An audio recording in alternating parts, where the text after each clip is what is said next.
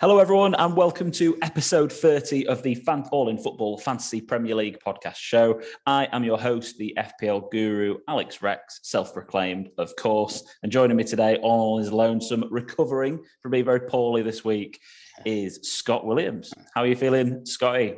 Much better this week, thanks, mate. Yeah, glad to be back. You can tell how poorly you've been because you're not playing football tonight, and that says a lot about how well you've been this week. I know, I just really want to play tonight as well, but realised that I'm too old for that now. Well, and also Scott admitted to me in our warm-up for this that he's not even thought about fantasy football for this week. So he is with quite a lot of you, I'm sure, in terms of wanting to listen to this podcast, taking a bit of content and think about what to do for the last 3 game weeks of the season. Because, very importantly, game week 36 is upon us. 16 fixtures, the biggest game week of the season. It is the big one in a lot of ways. This week, the upside, if you get like a bench boost right this week, for an example, if you get lucky and your bench delivers, you can have 30 players play this week and you normally only get 11. Like that is, you can have 3 times nearly the amount of games go into this. If you're lucky, you could come out of the other side of this with an incredible result. If you're unlucky, like I think all of us were last season with our bench boosts, I bench boosted for 1 point last year for Patrick Bamford, who got 1 point. It can literally go one way or the other. So big game week, this one. Well worth getting the right players in. And we're going to try and help you guys this week by telling you who to invest in for the last 3 game weeks of the season.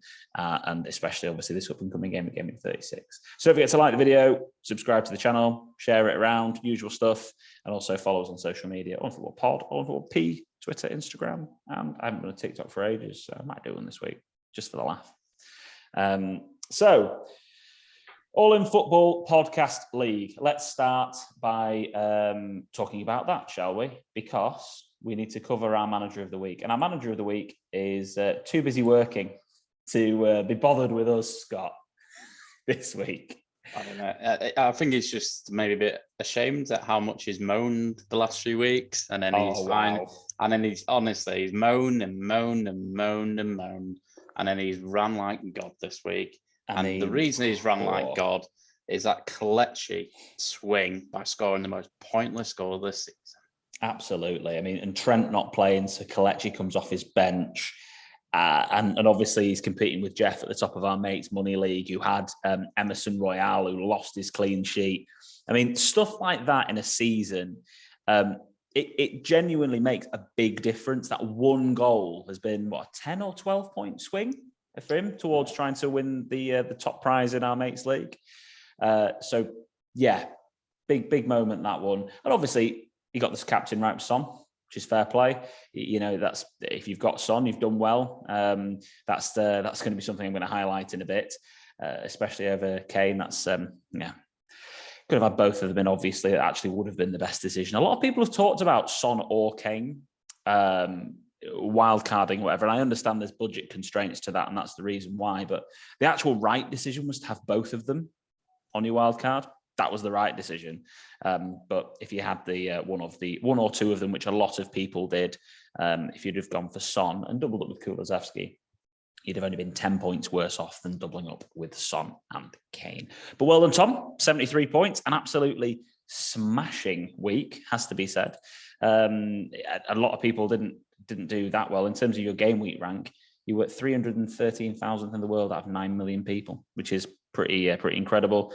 Good green arrow to come back, 36k. Best rank you've had since game week 28, when you've been on a very small up and down, but not too bad at all. Back to the league, and we've got to give credit to a brand new manager of the month. I don't think, has Jeff been our manager of the month? Yeah, I don't know if he has or not. I'll quickly check that. But Jeff Belcher taking manager of the month by 3 points. 3 points from Martin Wheel, who has had an excellent month, it has to be said. And we'll touch on Martin. Sounds a bit weird in a second, but when I talk about the cup. But Martin actually knocked Jeff out the cup this week. They were versus each other, but Martin's team scored one more goal than Jeff's team to knock him out. So, but well done to Jeffrey and Gav there in third. Tom up in fourth. Baz, got to give him credit, in fifth. Ailey Chip, David Burns, solid players this season, doing really well. Cully in eighth. Jack Howcroft in ninth. And Bikar Michael in 10th, who only logged on for the first time, I think, since game week 19 last week. So he did, by doing absolutely nothing, along with Chris Clegg, still did better. Where are you even on this list, Scott? I don't moan about my run bad, though. 26th out of 21. Oh God, you've had a horrible month. And you've had, you know what? You've had an incredible run since a horrible start, and then this last month's been dreadful. Terrible. But I enjoy football. I enjoy watching football. I mean, I'm excited to do our 3 things we learned about fantasy football this year, and that's one of them. Enjoy football. This is just a game. I'm trying to install it into Tom. He don't enjoy football anymore. The problem is with Thomas, he's got in his head, he's got too much on the line. And also, the problem is as well, we always feel this way in FPL, right? If I were, I mean, I know this sounds like the most ridiculous statement, but if I was 150k in the world and then I ended up being 100k, I'd be buzzing. If I'd been 75k and ended up 100k, you end up being sad. Like Tom's been like 15k in the world this year, and now he's 36k, and he thinks that's rubbish. Whereas like you're overall ranked 36,000 out of 9 million people. That's absolutely amazing. Like the luck, stroke, planning and skill you have to get in a top 1%. It's just, there are managers out there this week. Mark Subbins, who's like the godfather of FPL, he like created Fantasy Football Scouts, 91k this year. Like, do you know what I mean? And he if anyone knows him about it, it's probably him. So anyway, Podcast Cup. Let's have a quick chat about the Podcast Cup. Game week 36. We are down to the quarterfinals of the cup competition. And we have Sandeep Hunjam, who only logged on for the first time since game week 19 last week to Wildcard. Saved it for the cup, did you, mate? And he's still got his bench boost and free hit left. So if his team is wildcarded, you can tell it's a team though where he's definitely not played much this year, has he? Because when you have a look at players like Jan Valery and Johnson, Tavares, Delph, anyway, a couple of great players in there. But he is now taking on Jack Howcroft, who is the highest ranked player left in the cup competition. He is 8th in our league. He's been stuck at about 200k all season. I think after game week 1, he was 253k in the world. And after game week 35, he's 240k. Like he's literally gone down 13,000 places this season. So, well, good luck, Jack, though. You knocked us out, the podcast team, last week. So, well done there. Our good friend, he's got his bench boost left, by the way, as well, Jack. I think you're free as well. Cully Matheru is taking on Bikar Michael, who did log in last week. I think I'll speak for everyone when we say we hope Bikar Michael takes that one down. Absolutely. But Cully is back. The hit magnet is back. He has taken 76 points in hits this season now. 32 of those have come in the last 8 weeks. Wow. He's just got hit crazy. And yeah, Bikar Michael saved it for the cup. Bench boost versus bench boost probably again that week. Dan Clark against Barry Stokes, DC, manager of the month for March, still got his bench boost left. And Baz, who has only had 3 red arrows since game week 23 when he wildcarded. He's had green arrows, I think 10 green arrows, and he's only taken 12 point hits in that time. He's gone from 1.7 million to 600k.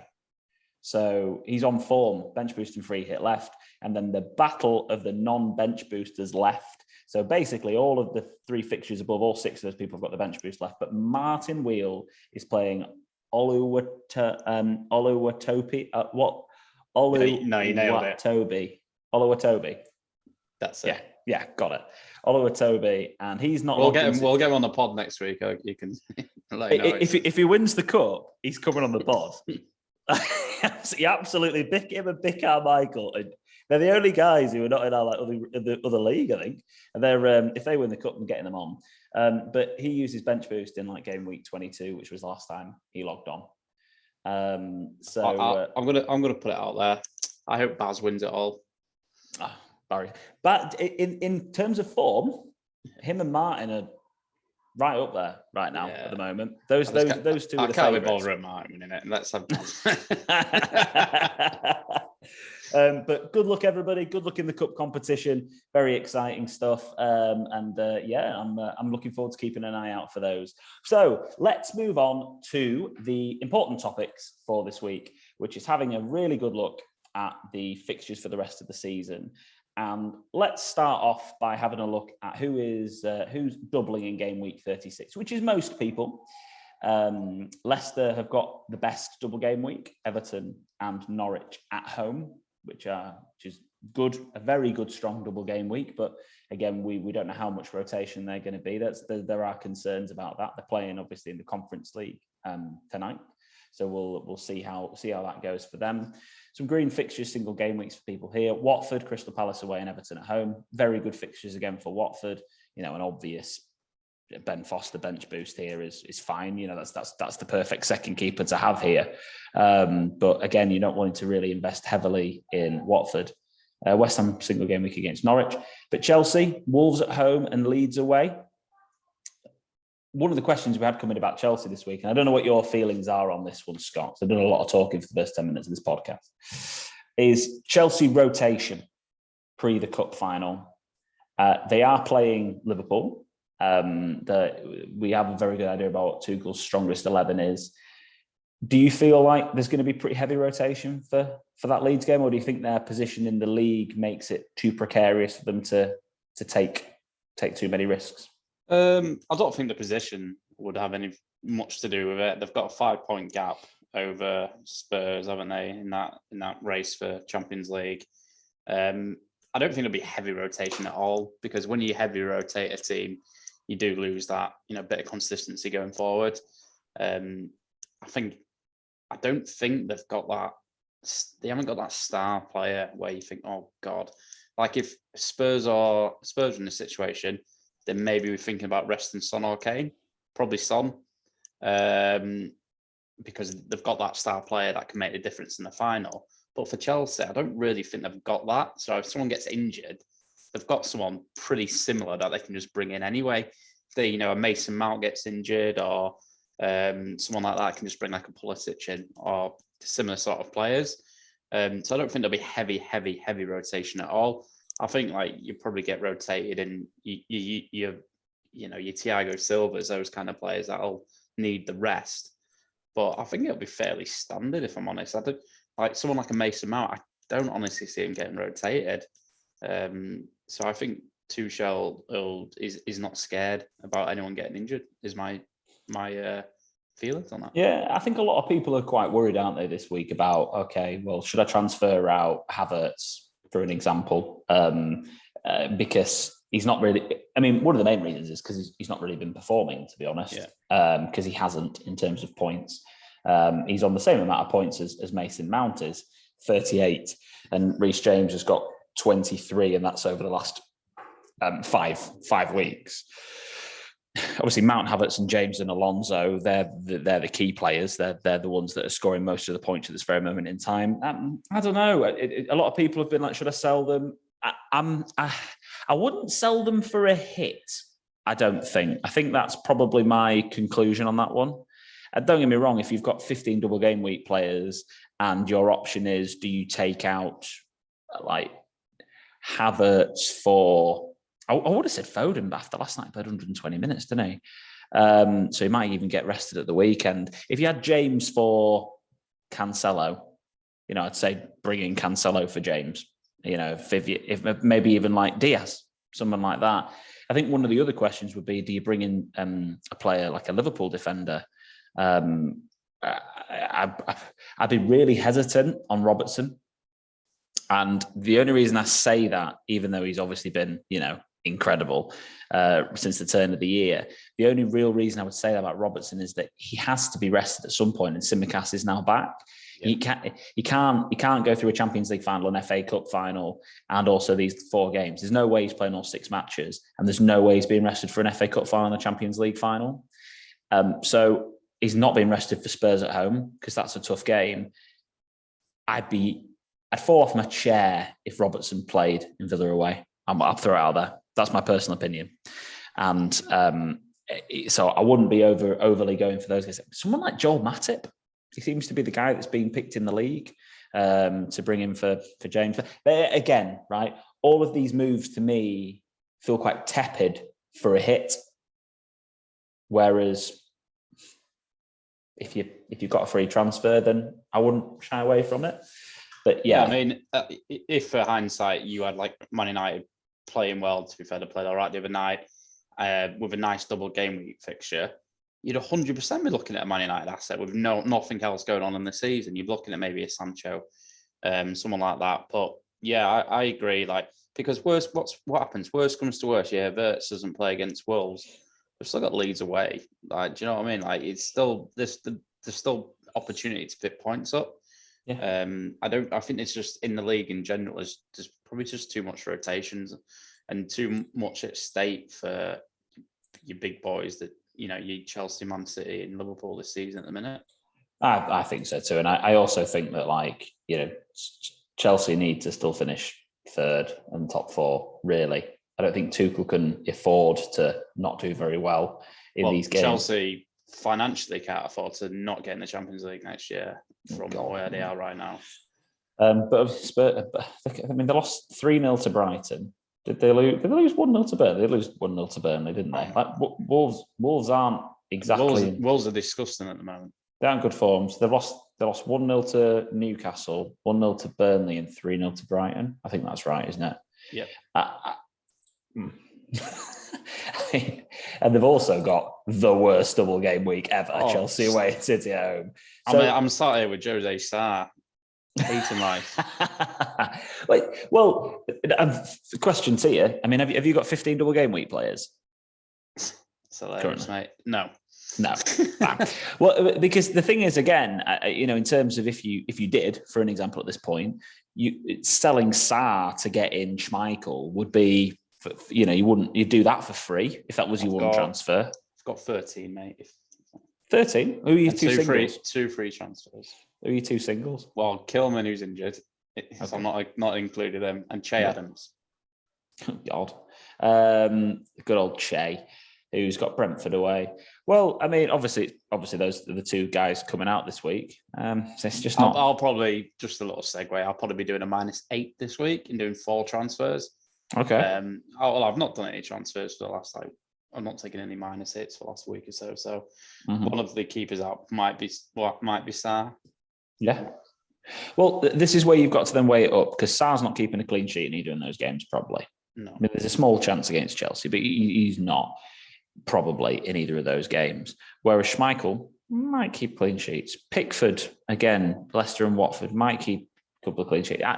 Yeah, again, for hits, I probably wouldn't bother, to be honest. But still, you know, that is where we're at with it. But yeah, so Chelsea, to answer people's questions about Chelsea, should I sell James? Should I sell Havertz? For free, yeah, to upgrade it. But I would not be selling them for a hit personally. And also because they're playing Wolves at home in that first game. And Wolves at the moment are one of the worst form teams. So even, you know what Reece James is like in one game? If he actually decides to live up to his statistics that he's been, you know, delivering, he can smash it in that game. So can Havertz. And then they could get rested for Leeds. Who knows? But if they can still deliver points in that Wolves game. So I wouldn't bother for a minus hit. I think the upside's still there for the Wolves game. Everton. So they've got Leicester and Watford. Now, Everton are obviously an interesting side at this very moment in time. They have got some pretty good form, unfortunately, for all the Leeds fans listening, of course. They've managed to beat in their last couple of games Chelsea, Man United, and who else was it that they played? Someone else ridiculous. They played Leicester and drew, and they lost to Liverpool. But they managed to pick up 7 points from Man United, Leicester, Liverpool, and Chelsea. Those games. So for form, they've got to be someone that we consider, especially when you're looking at the double game weeks that they've got. If you've got no chips left, you know, you're not free hitting in game week 37. I mean, a Richarlison this week. I mean, if you'd have caught me saying that at the beginning of the season, you wouldn't. So I would never have recommended him. But Everton with Leicester away, Watford away, their away form is dire, though. really bad. They're like one of the worst teams in the league away from home. But Brentford and Palace at home afterwards, you've got to look. You've got to be looking at Everton players, and the number one there is Richarlison. 35 points he's delivered in his last 6 appearances. Pickford helped by that 10 points, I think, last week, 25 points, and then Gordon just behind with 23. Sorry, Scott. I was going to say, out of those, I would certainly be looking at Pickford. I mean, he shouldn't have kept a clean sheet last week. It was only by his heroics, one of the best saves I've seen this season. The one back across the line was unbelievable, wasn't it? Amazing recovery. Save. Amazing. One man I would be looking at, and I've had him sort of in my draft team, is Gordon. 4.6 million. He takes every set piece. He takes corners and free kicks. And do you know what? Who was he against? Liverpool. He looked so good against Liverpool. I was so impressed by him, and he should have had a penalty, let's be honest. Liverpool, I'm not just saying this if Cully's listening, one of our friends, but they've been very lucky this year with VAR. Very lucky. So yeah, I would look at Gordon. 4.6 million. Yeah. And Lampard trusts him. He plays every game. And also in terms of ownership, like these guys are differential still. You know, Gordon's 3.9% owned, Richarlison 7.4, and Pickford 4.8. Yeah, they are differential players. And I've done spoiler alert, I've done a free hit draft for game week 37 that I'll run through that we'll touch on in a bit. But all 3 of those guys are in it. They just have been excellent. And if we look at team, this is the only thing that worries me, right? So if we look at away only and we look at key stats in terms of goals conceded, Everton have conceded 35 goals away from home. Only Southampton, Norwich, and Leeds have conceded less, and it's not been by that far. Well, can you look at home at Leicester? What home form for Leicester? I don't think that'll be great. No, it's not. It's not great as well, which is one of the other key things. But they're second worst in terms of goals scored away from home are Everton with 13 goals in 16 games. But yeah, in terms of looking at home only, in terms of goals scored, Leicester have done 26, so they're quite high up. But in terms of goals conceded, middle of the table. I think for me, they're coming up. They're going to be coming off a game tonight as well.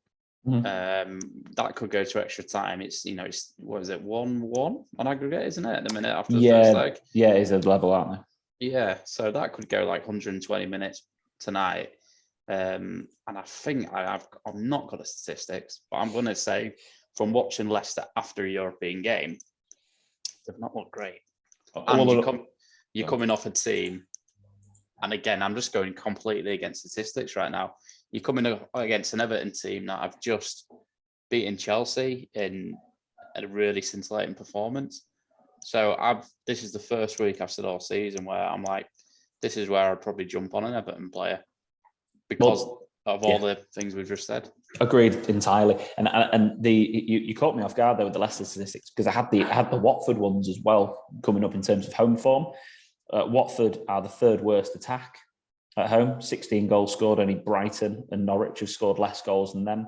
And in terms of goals conceded, they have the worst defence in the league at home. 41 goals conceded, and it's by 7 goals from Leeds. It's Leeds and Norwich have done 34 each, so they're by far the worst defence at home. So you are seeing one of the worst away teams, but in the best form, Everton, playing a bang average home team who's just coming off the back of a European game, and one of the worst home teams in the league, who's probably already down. So what I would say is that I wouldn't be put off at all by going for Everton assets this week. If I had no chips left, 100%, I'd be moving for them. Double game week this week, and then also a really good double game week next week. So Everton touched on Richarlison, Pickford, and Gray. That's Gray, Gordon. Those are the ones I'd be going for. Gray, that's a blast from the past earlier this season. 8 months ago. Gray, I know, Gray and Townsend. Remember them two were in our teams with Decore. Honestly, that's changed, isn't it? Liverpool, Spurs at home, Villa away. I had a really interesting theory, actually, on the Liverpool rotation. And the main bit was about Robertson probably not playing all the games. Trent's had his rest. And they tend to, I'd have said they'd have probably played Mane in front of Tsimikas on that left-hand side rather than Diaz and Tsimikas, who haven't really played together much. So I do feel like that's how their rotation will potentially go. I feel like against Spurs, we might see Diaz, Jota and Salah up front and maybe get a Mane rest and then Mane play Villa. I'm not 100% on all of this sort of stuff, but it does make sense. But I would... Obviously, Robertson's a hold. If you've got him, you're never selling him. It's not this because it's not set in stone. He's not going to play both games. The man's made of different stuff, isn't he, to everybody else, it seems. But I wouldn't be bringing him in this week. Also, I wouldn't be worried about Salah's rotation. And I think someone like Jota is actually quite a good stab, really, this double game week if you wanted to go for, again, someone who's a differential. Because in the League Cup final, Chelsea played Chelsea. The front three they started with was Mane, Diaz and Salah. And they also played that front three in the first leg against Villarreal. In the biggest games, that's his front three he's going with at the moment, Klopp. I think personally that's going to change now. I don't think Joss is going to get hooked now for Diaz. Diaz is just he brings too much. Like he changed that game, didn't he? Midweek when he came on for Jota. That's what I mean. That's what I'm saying. I don't think that front three will start the cup final. Diaz, Mane and Salah will start the cup final, which is why I think that the two games before that, in the league here now, I think that Jota will play them both, because I do think that Mane's played like 7 games in a row before now. Don't get me wrong, Diaz has had a rest, but I feel like Mane's going to need a break. Maybe Mane plays Spurs and gets rested against Villa, but I don't know if they would rest Robertson and Mane in the same game, because then they're going to play Tsimikas with Diaz, who they've never really played together. But he did rest his whole right side against Newcastle, didn't he, with Salah and Trent? So, yeah, anyway, it was an interesting theory that I heard. But yeah, that front three right now, Diaz, Mane and Salah, 100%. That's their best front three. I completely agree with you on that one, Scott. But yeah, I think Liverpool assets, should have got Trent and Salah, happy days. But I wouldn't be buying any more than that, other than maybe someone like Matip, or, if you've got the money for Van Dijk, then he's obviously, he's not going to get rotated, is he, really? He's so key to that defence. Scott, thoughts on Man City after last night? Have you, what a ridiculous Champions League it is this season again. As soon as Jack Grealish, had that one off the line and then had the keeper, touched it round for he had 2 chances in about 10 seconds.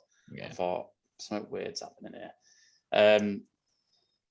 There's going to be, you'd say there's going to be a hangover, but they've still got a league title to play for.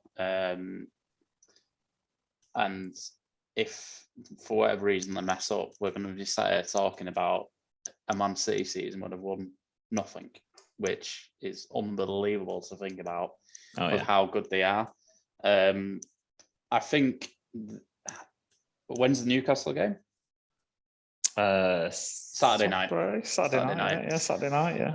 I think they come back big on Saturday night. I think they're angry, and I think there's enough time between last night and Saturday night to digest it. They've got the best manager, one of the best managers in the world, that are just sucking it up. I thought Pep's reaction was really classy after the defeat, I must say. Yeah, I agree. There's other managers that wouldn't have been like that. So Sunday night City play, by the way, not Saturday night. Sunday night. Sunday night, even more. I think they come back big. I think they put 5 or 6 past Newcastle. I think the fans will get behind them. I think that's going to be a big scoring game. Yeah, potentially. Well, Newcastle as well, they've got nothing to play for now. I mean, I know they're on good form, but they have had a few injuries, and I do think that City are going to. Yeah, I think they'll come back and play strong. And the De Bruyne thing's interesting. He came off. I think that one of the key factors to bear in mind on that De Bruyne coming off, he came off at 0-0. He didn't come off at 1-0. They didn't bring him off because they thought they'd won the game. They brought him off because he's obviously got a niggle. And he looked quite leggy in the game, I thought. He wasn't himself. So he came off because they were bringing on a better player that game. So it does worry me a little bit if I was free hitting. Again, you've got De Bruyne, you hold him. the question is, do you captain him this week? That's where that's a difficult question. I mean, don't get me wrong. I think if you've got Salah anyway, captain Salah this week because he's going to play both games, and I'd have thought. I just think he looks very, very good, especially at home against Spurs and away at Villa. But still, De Bruyne would be a good differential captain. But thoughts on Kevin? I mean, for me, it's a don't sell, don't buy. Yeah, I would agree with that. He may have had a niggle. It just wasn't very good at all last night. It was as poor a performance I've seen from KDB for a long, long time. Yeah. There was a lot of occasions where he was screwed over by just the wrong passes. People kept playing it for him to run onto, like just Kevin De Bruyne, just give it to his feet, and then he'll do those sort of passes. I think Man City's, for me, I wouldn't be bringing in Kevin De Bruyne, but I certainly wouldn't be selling him, even if he gets rested one of them games. Again, he could, do a 12, 14 point haul on one of the others. So absolutely wouldn't be. I'd be really worried about Man City, as in who's going to play now. I think you Cancelo's fine. He's going to play both games. But your others, like you said yourself, Phil Foden played 120 minutes last night. He looked really good. Jack Grealish, I must say, looked good when he came on, especially for that first sort of 10 minutes or so. I think Grealish starts against Newcastle. Bernardo doesn't seem to play in the league much, as a guy who brought Bernardo in 2 weeks ago, stupidly. So I don't know if Jesus is going to be trusted now. He might revert back to that sort of someone else in that position. I was thinking today, if I was just going to go random, Jack Grealish was maybe someone I'd bring in. I'd think about, and you'd never expect me to say this, would you? Sterling. If I was free hitting, because you know what Sterling's like, doesn't deliver in the big games, but a flat track bully against worse teams, and he can get a hat trick at home against Newcastle. He could. You know what Raheem's like. He could do Wolves away hat trick. He's that type of player. When he got brought on last night, and my opinion on Sterling, he was never delivering because he's not good enough in the big games for me personally. But against these worst teams, he is a great player, and he can deliver good points. So if I was free hitting this week, I'd be incredibly tempted to go with Sterling. Now I know one of the drafts I've done, it had double City defence, Cancelo and Diaz, and then I put Jesus in. But I'm I'm with you on that. I'm not sure. I'm just not sure on Jesus if I was free hitting. But I like Sterling. I love Sterling as a pick and then captaining him. I think that could end up being. How much is Sterling? As well? 10.5. I think. Yeah, I think he's 10.5. What's the difference between him and Jack? Jack is like 7.5, right? Oh, Grealish is way cheaper. 7.5, yeah. 3 million cheaper. Oh, God. I should tell I've played a lot more fantasy football this year. You know what's going on. What price are they? What's their ownership go? But Sterling's 2.5% owned by the whole game, and that's like 0.1% by the top 10K. I like your Sterling shout if you've got the money. If you aren't, go for my shout. Jack Grealish. It's just that midfield. It's getting the funds in that midfield when you never taken. If you've got Salah, you never taken him out. If you've got Son, you probably never taken him out. So it's like, where do you get that 11 point? You'd probably need to take Son out, wouldn't you? Or Kane out and free them funds up from up top. So for me, I don't think a lot of people would do that. So for me, if they were going to go for a Man City access, I think Grealish will play next game, and it's there's no logic behind it other than he looked good for 5 minutes when he came on yesterday. Yeah, he's got a point to prove, and he as well. Let's be honest. I mean, what Grealish? You know what every City player is when the first season under Pep, they're never as good. It's going to be unbelievable next year. Yeah, I completely agree. I think he's going to step up right up. You know what he's like? He's a top player, and again, with a top manager and a top team, he'll be absolutely fine. But yeah, if I was free hitting this week with City, I would go with Cancelo, Diaz, and Sterling. Personally, that's what I would go for. Back to the FDR, that's the fixture difficulty rating to everybody who doesn't know FPL lingo. Done Liverpool, done Man City. Arsenal, again, they're no buy, no sell. They've only got one clean sheet in 12 games, but Ramsdale's done absolutely been awful. So he's gone from being like the best keeper in the world in the first half of the season to being dreadful in the second half. So again, I wouldn't be buying any Arsenal assets, but I wouldn't be selling any. I think one of the key things, I probably would still have Saka on a free hit. Probably. I'd definitely have Nketiah. He's just as an enabler. He'd be sat on my bench probably for a free hit, but I definitely have him as my bench striker at 5.5 million, and he's that sort of guy you would have. But yeah, it's kind of the Saka or no Saka, the free hit. Just a bit I'm undecided. The draft I put together had him in. What do you think, Scotty? Yeah, I'd agree. No one else at all springs to mind other than those ones. Yeah. It's one of those things where I love like Ødegaard. I think he's a great player. But he just isn't delivering on FPL. And Martinelli and Smith Rowe have got a bit of, they're doing the tango on the left hand side, aren't they? So like it's just a bit of a we'll see. Martinelli seems to be the guy that's back in there. Aston Villa we want to discuss because they've got a double game week this week, but they've got a fantastic double game week the week after. So again, Villa assets. A lot of people will have brought them in this week because they had Norwich. So a lot of people went for Matty Cash. I did this week. I got him in my team. Very happy to have him. Welcome to the party, Cash. And Coutinho has been a little disappointing. He got hooked early in the last game against Norwich. Watkins, he seems to have delivered a little bit more recently. He's definitely the first choice striker. Don't know what Dan Ings has done wrong to Steven Gerrard, but he just doesn't seem to be getting a shot at the moment. Probably with Lucas Dean, I thought was going to be out for the season, and now he's back playing again. Gerrard's a liar, isn't he? He's lying to the FPL community. You don't get away with that one, Stephen. You've got a bad rep now with the FPL community. You lied about Deeney's fitness. But I wouldn't invest in the keeper. Cash because of attacking returns. Coutinho is a nice gamble. He's in my free hit draft for 37, but I wouldn't be buying him. I've got Ramsey anyway as a backup, so that's fine. And then I like Watkins actually as another striker. Scott, thoughts on Villa? Yeah, just what you said there.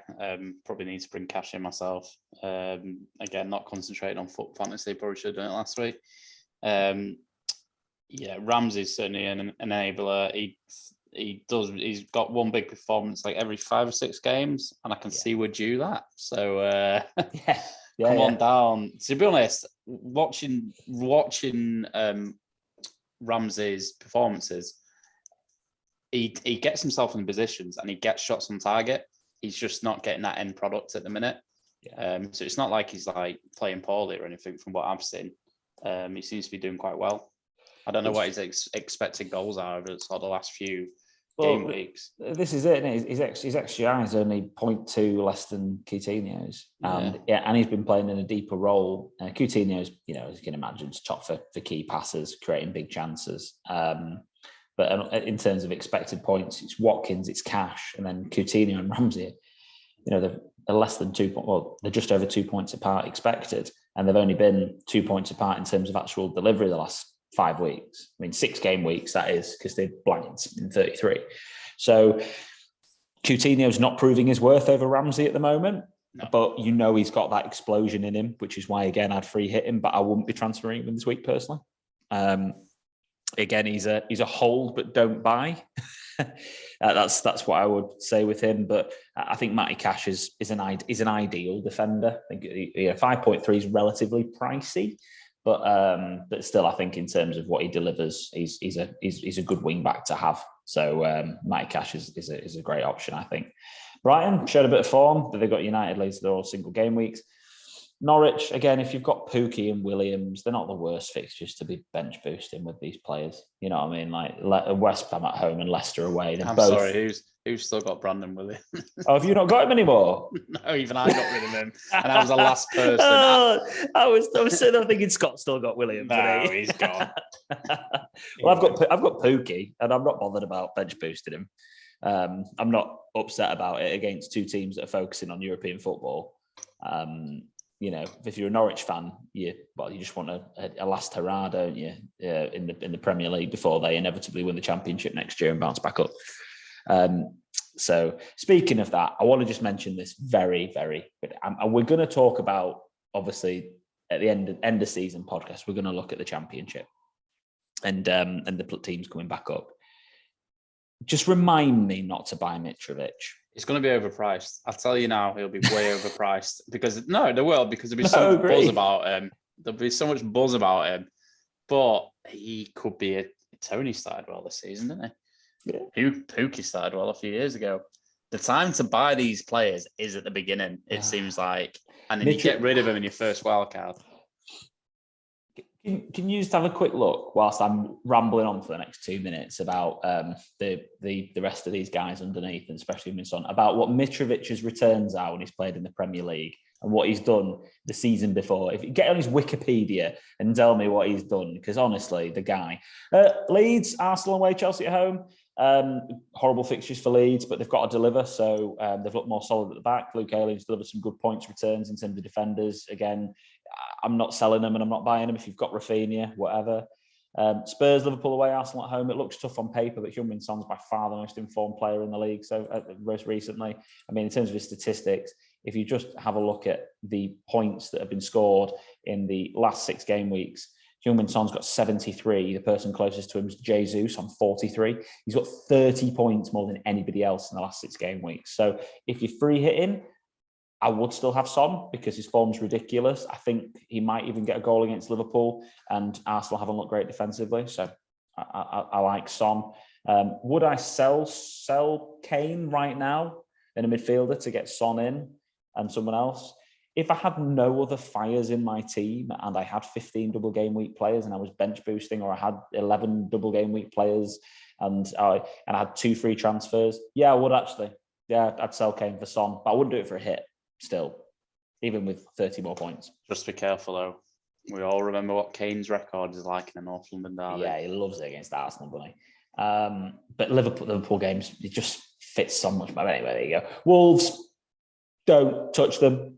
And Newcastle right there at the bottom. So that's helped us cover off Scott Mitrovic stats. Have you mentioned? Yeah, sure. So 2018, 2019, he actually returned 11 goals in the Premier League in 37 matches. Okay. It's all right. And then 2019, 2020, 26 goals in 41 in the Championship. Wow. And then last year, 3 goals in 27 games. And then, of course, so far this year, with a game to go, 43 goals and 43 league appearances. Insane. Yeah, absolutely unbelievable. Breaking every single record, I think that has. Yeah, just remember not to buy him start next year because he can't play in the Premier League. He's not good enough. So Ivan Toney. I would just say he's probably getting promoted with another one of them, Dominic Solanke. Dominic Solanke and Pookie. They can all just sit in that table, can't they? Of course they can. Oh, it's brilliant, isn't it? What's Pookie's numbers this season? Is he even on this goal scorers table? I think he's scored 10, hasn't he? Is my guess. Did he get 10? Yeah, he's got 10. Yeah, you're right. He's got 10 goals, yeah. 10 goals this season. Good guess. Yeah, he's very good. To be fair, he's got the same as Jared Bowen, and everyone was banging on about how good he is. It's what's he got? 10 goals, 3 assists. Yeah, to be fair, Bowen's got 10 goals, 14 assists. Anyway, but still, yes, Championship players coming up to the Premier League, always exciting and fun. So we've touched on the is playing a chip this week a must? That's the final question, and that'll help us get on to the drafts that we've put together and had conversations about. It depends what your team is. And I would say if you've got a bench boost left, now is the only time you're ever going to be bothered really using it. I think, unless your team's a complete mess, really, and there's any other real random reason why not. But if you haven't got a bench boost left and you've just got a free hit left, what you've got to do is have a look at your team, create your free hit draft for this week, and then create your free hit draft for next week, and then compare what your team will actually look like versus those 2 teams. Because what you might find is that actually your team this week, because there's so many people who have double game weeks already, it wouldn't be that far off this team anyway. Maybe you might be doing like 3 or 4 changes.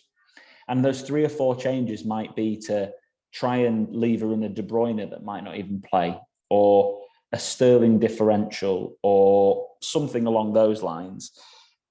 I just feel like if you were, I feel like it depends on how bad your team is right now.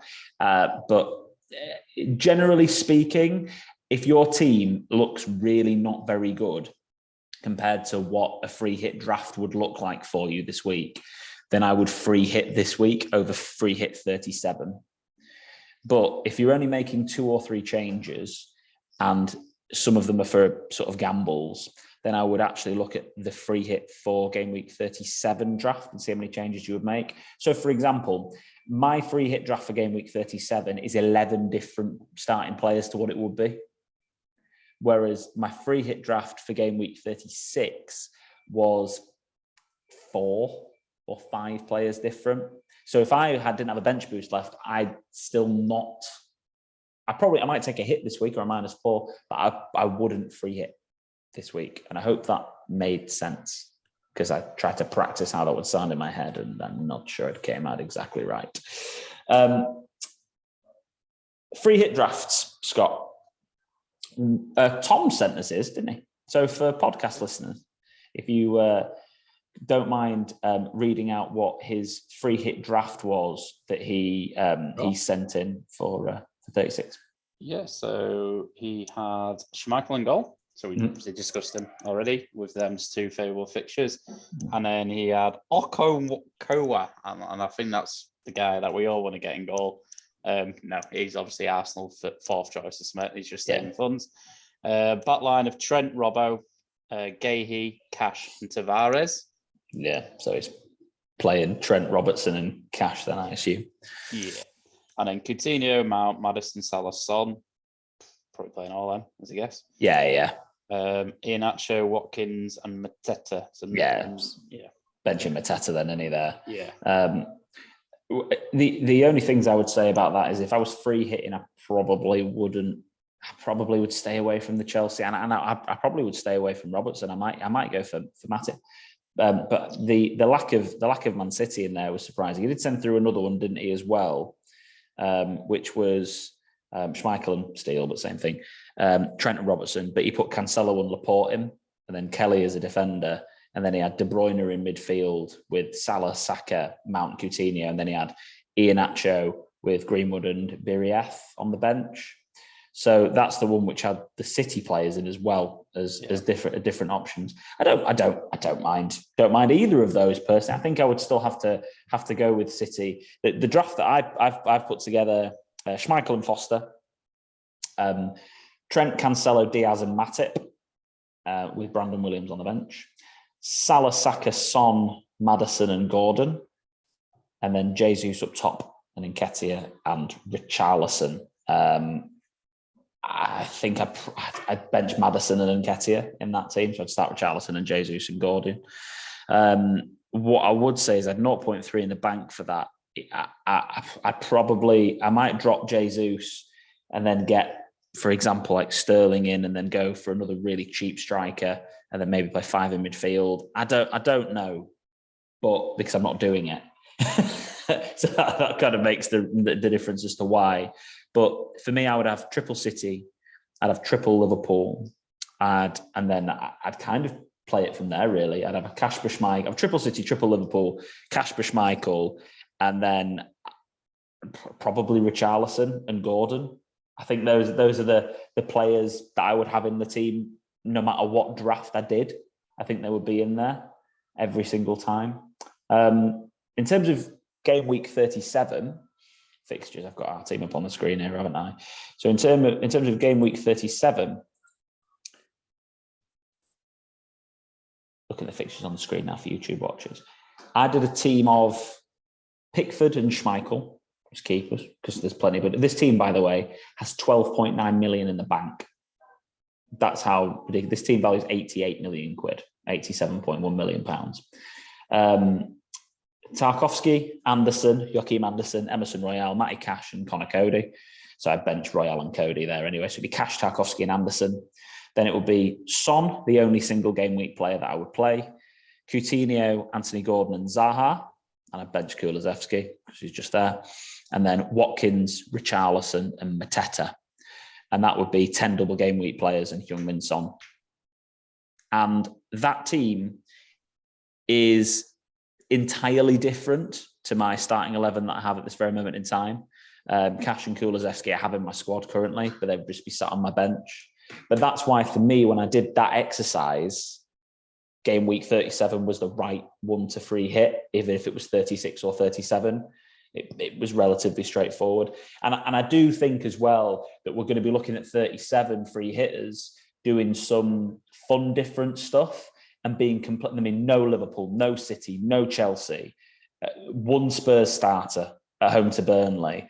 Our teams, there's no Arsenal in there. Like, you know, our teams in 37 are potentially going to make or break the season after 36. These next 2 game weeks, and I know I'm sort of might be overplaying it a little bit, but I'm dead excited about them because I actually think that we're going to see some weird and wacky things, but also some quite big swings. You said you won't have any Liverpool players in 37? No, in my free hit I wouldn't.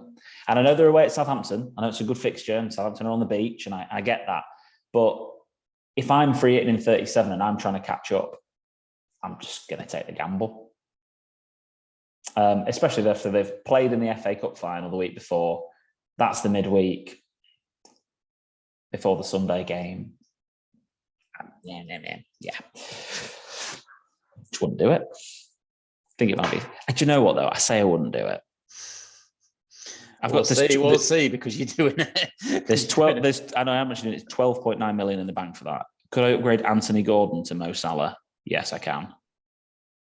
Maybe I won't have the bottle, but still, 9 different players. Well, 10 different players with a 9 double game weekers. Still, that's what I'm going to do it, and that's the real reason why. That'll be one of the same players. So yeah, if you guys work through that, then that's great. Any thoughts on that at all, Scott? Because again, I've waffled quite a lot there. I think it's pretty obvious. If you got one free hit left, you and don't have a bench boost, do it 37 definitely. Yeah. Quick look at form just before of players before we go to the captains and the fixtures to finish off. Sometimes we get, again, like I said this like 3 or 4 weeks ago, sometimes we get blinded by what's going on. And when we get to this stage of the season, we have to keep remembering that the form changes for different people all of the time, right? And there was a graphic that I took of Cristiano Ronaldo, for an example, and everyone's. Well, I know a lot of in our FPL community, like hardly anyone's had him, but since game week 29, he's gone 17 points. This is matches he's played in: 17, 1, 17, 7, 9, and 6. But in our heads, we've all gone, United are rubbish. Forget about them. Let's not bother. He's outscored Harry Kane, and everyone's been banging on about you've got to have like Kane as your striker. We've just got to make sure we remain open-minded. Saka's been delivering. Ward-Prowse has done his thing, hasn't he? You know what Ward-Prowse does? He always goes through a little phase where he gets quite a few points because he delivers loads of set pieces and does really well. Trossard's been interesting. I've just looked at Trossard. I'm pretty good at Brighton. I've not got any doubles coming up because he's big figures last 5 weeks. Crazy, isn't it? Yeah. That's like it's nuts how he does it. And the thing is, again, he's not played very well this season, I don't think, personally. I like Trossard. I really like Trossard, actually. I like watching him play normally. I've had him in draft a few times. And but yeah, he's been delivering. He's got the same amount of points as Harry Kane in the last 6 game weeks. And with playing a game less, that is as well, than Kane. 100 less minutes. De Bruyne obviously has been delivering, but Richarlison, 35 points. He is up there. He is delivering returns. And hopefully he doesn't get suspended for throwing a flare at some people. And Bruno Guimaraes with 35 points. Salah there, 34. He's not been too bad. Bryan Mbeumo, 34 points. He's got the same amount of points as Mo Salah and Alonso. No one's talking about Mbeumo though, and obviously we're not because we're not going to bring him in. But again, this is the sort of guy, like he's got a point more. Can that be the title of this pod? No one's talking about Mbeumo. I think, do you know what? Yeah, I'll make it the title of this pod. but the point I'm making is that people forget, Mount's a must-have. He's got the same amount of points as Josh Brownhill in the last 6 game weeks. It just, Jack Harrison, these guys, we need to make sure we remain open-minded to players in form, which is why when you're looking at a free hit team in particular, you need to focus on the form, because this is short-term bursts of these sort of players. Like someone like Son, I know his fixtures aren't amazing, but his form is insane, right? Like if you're free hitting, you've got to have him, because he's got 30 more points than anybody else in the last 6 game weeks. 30 more points. He's smashing them to pieces. And I know they play Liverpool. I don't care. He's on form. Go with it. Jesus, Saka's on form. That's why he's in my draft team. Anyway, I've made my point. Scotty, let's talk about captains to round off the pod. Try and get it done in just under an hour. That is the feedback of the guys who like it the most, if it's that sort of time. Interesting one, isn't it? In terms of a double game week. Are you looking much further than Mo Salah, or are you trying to think something a bit different with double game weekers? I mean, you're getting winked at a little bit by Leicester, just with those fixtures. But again, an Everton team, I know they're poor away, but you've got the hangover of tonight, so probably not. Do you know what? I'd be tempted by Cancelo. Is someone that would tempt me. I think I'm going to go Cancelo this week. Sod it.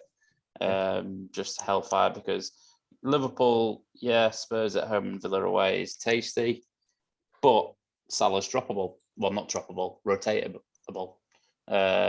So for me, I don't think Cancelo's not going to get rested now. They're winning the league. He's doesn't ever rest, does he, Cancelo? No. Likes his BPS, doesn't he, as well? And 1919, he only got rested against Norwich, but 3 bonus points in a clean sheet, 3 bonus points in a clean sheet. Yeah. For me, him or Mo obviously, but be different, be fun, be unique, be Cancelo. I like that. Be fun, be Cancelo. I think we'll see a few Richarlisons, this week. Yeah, I think we'll see a few of them. I'd stay away from Chelsea personally. Yeah, Man City, in terms of attacking assets, just difficult, isn't it, in terms of rotation and who's going to play, if you're going to invest, if you are going to go with captaincy. I mean, I do really like the Sterling gamble on a free hit, but I wouldn't be transferring him for the rest of the season. And so I'm not bringing him in, but if you're free hitting, I'd like him as the differential. But other than the defenders, you just don't know who's going to play, do you? Again, you don't like any of the Arsenal assets. I think for me personally, Spurs and Villa, I'm going to go Salah. But if not, then I think the differential captains, they do exist around here, and but it's not massive. Game week 37 is interesting. I'm just going to quickly touch on that in terms of captaincy, and we'll have a chance for a pod before then anyway. But double game week wise is going to be interesting, isn't it? Captains, because you've got Villa, Palace, Everton, Burnley, and Leicester double game weeks. And then a few of these guys obviously have got good single game weeks. For example, Burnley at home for Spurs. That's going to be a fun one for captaincy, because people never like to captain a single game week player when there's a double game week going on. Yeah, so I did it that 1 week with Kane. It was tough. It was the right decision, but it was very nerve-wracking. Yeah. So I look at this now and I go, well, Villa, you've got Palace and Burnley. There's definitely some potential there, but I think we'll see a lot of Richarlison captains depending on how he does in this game week. When it comes down to 37, he's probably top of the list at this very moment in time. But 36, it's a big game week, like we've said. Saturday, the 7th of May. The deadline is at 1:30 this Saturday, so you've got more time because all of the kickoffs are 3 o'clock. There's no early kickoff in the Premier League this week. So it starts off with Brentford against Southampton, and there's a few good televised games.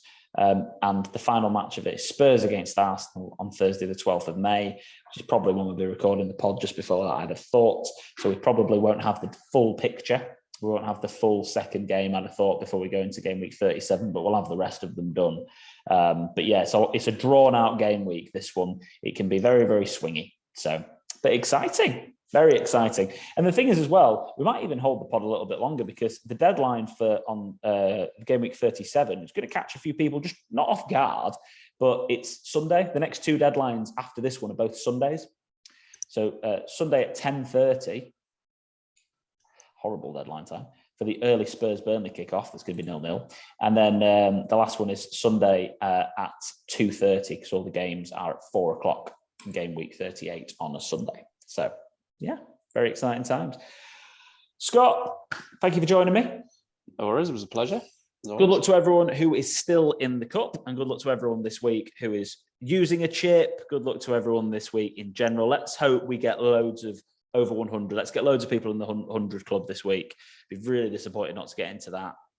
Soundbite that probably won't now. But yes, I'd be really disappointed to not to get in the 100 club. So good luck, everybody. Thank you very much for joining in. Don't forget to like the video, please. Subscribe to the channel. Also, follow us on Instagram, TikTok, and Twitter. All in Football Pod, All in Football P. Thanks very much for tuning in. Bye for now.